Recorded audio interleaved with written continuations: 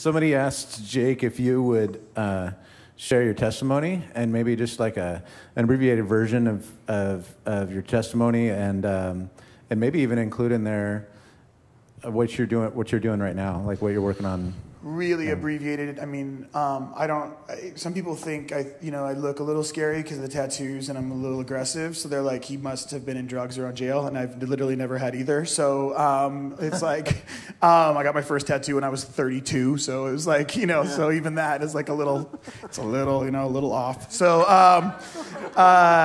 my story is very simple. Went to church when I was in junior high, left when I was in high school. I remember when I said no to the Lord because I really just wanted to be popular. I literally told the Lord, if it's you or those kids over there, I choose those kids. The next week I was best friends with all of those kids and playing water polo and all this stuff.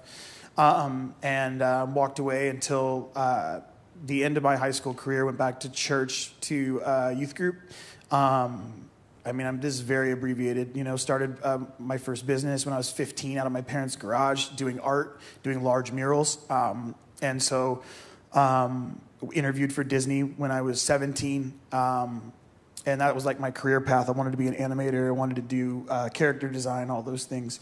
But I came back to the church and that screwed everything up. So I basically bought a $50 guitar and went and worked at a Salvation Army camp for inner city kids.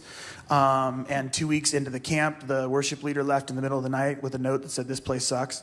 And he went home and they're like, "Okay, well, who else here plays guitar?" And everyone's like, I'm like looking around like, "Oh, cool, man. Cool." I've been in church for all of like 4 months now, you know what I mean? Again, so I'm like, yeah, cool, who's gonna do that? And I've owned a guitar for 2 weeks, and they're like, "Jake has a guitar and he's loud." And so I was like, "Oh, okay." And they're like, "Good man, tonight." And I was like, what the heck? So I became a worship leader within 2 weeks of owning a guitar. I love that. And it was with 400 kids, ages 6 to 14. And I only knew 2 chords and I didn't know any songs. So I had to start writing songs and making them up on the spot for 400 kids that were short verses and repeatable. So they had to be loud, short, and repeatable. That's pretty much defines my entire universe still. I've never heard this before. Yeah. And that's literally, so I did that for 2 years.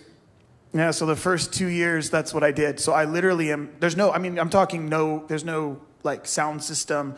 There was like a little one, but it doesn't even count. You know what I mean? So I'm banging on this acoustic guitar, screaming out choruses, trying to get 400 kids to engage who are from the inner city. Do you have an example?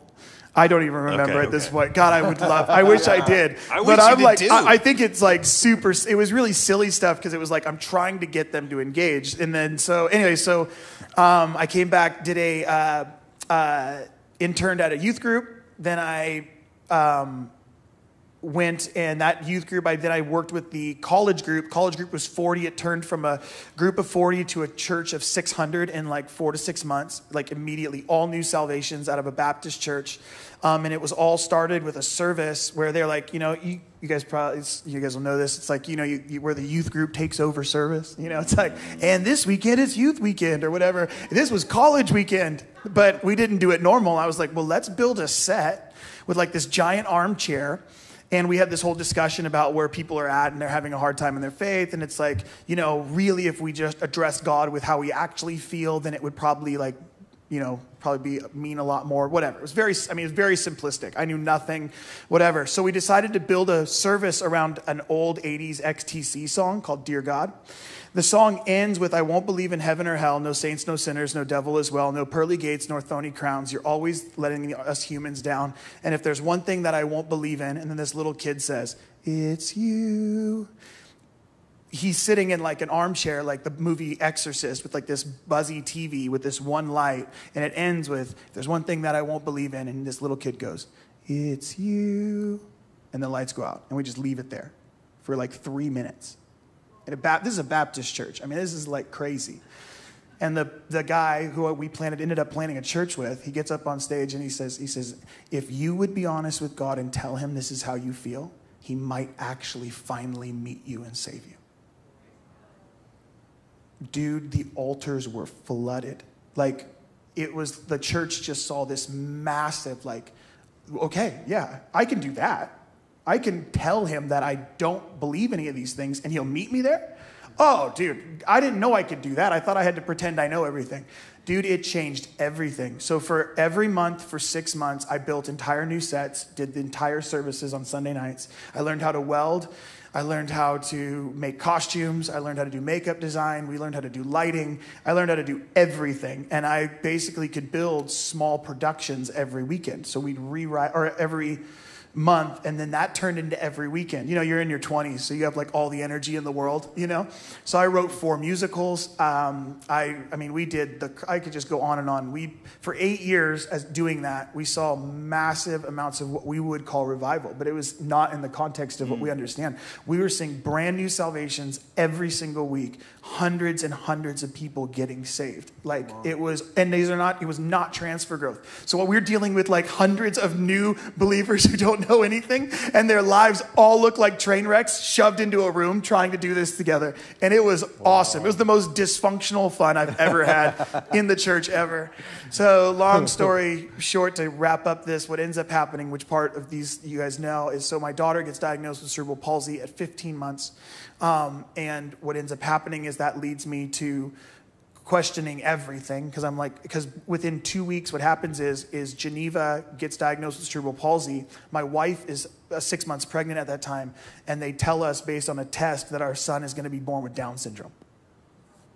So we get the diagnosing and that our son Ezra, who's going to be born, is going to have Down syndrome, all in 2 weeks. And I was like, oh yeah, screw this. Like, this is stupid. God sucks. Church sucks. Everyone sucks. Why would I give my life to this if all you're going to do is jack me in the end? So I read a guy handed me a book called Surprised by the Power of the Holy Spirit by Jack Deere. And that changed everything, because what happened was, as the story goes, is a buddy of mine says, because I read this book and I'm like, hey, I want to find people like this. Where do I find them? And he goes, dude, I went to this church in Laguna. It's a vineyard. You should go there. I was like, all right, done. It's this church. And I go, okay, done. And so the first weekend I get off, I look up the church to get the address and the service times, and guess who the guest speaker was that weekend? Jack Deere. Whoa. Jack Deere was the guest speaker the only weekend I had available. Come to the church. Mike Hudgens gives me my first prophetic words from the stage while I'm sitting in the back with my wife. I immediately come and find the youth guys, and that was Brent at the time. And I go and I'm like, hey man, will you meet with me? My daughter's diagnosed with this. I'm trying to figure out what the Holy Spirit is. He's like, hey man, I work at a school, but I can meet you at 5:30 in the morning. I'm like, done, I'll be here tomorrow at 5:30. I'll tell you what, man. I say it every time I come, but I literally would not be doing any of the things I'm doing if Brent didn't decide to get up a little early that morning and hand me CDs from Bill, from Mike Bickle, and from Chris Valentin. I wouldn't be here. I wouldn't be on this journey if it wasn't for one person getting up a little early. You know? And he goes, listen to these and call me in the morning. You know what I mean? I was like, here's your medicine. I was so offended. The first 30 minutes of that Chris Valentin message, I was pissed. I was because I was mad, because I was like, either these people are massive heretics or I have been lied to my entire Christian journey. And either way, I'm mad. And so flew to Bethel literally 2 weeks later, went up to Bethel's prophetic conference, and then got a plane out of Sacramento and flew to IHOP. And when I was at IHOP, I called my wife and I said, we can never go back now. We can't. Life will never be the same. I didn't know this was allowed. I didn't know this was even possible, because it became irrelevant. I was going to figure out if my daughter could get healed. And what I found is Jesus is bigger than my daughter's healing. And if my little girl's legs didn't work, my life wouldn't have impacted all these people around the world. I don't know how to rectify that. We're like, no, do the healing. That's the good work. And God goes, no, remain in the suffering a little longer and you might actually do some good.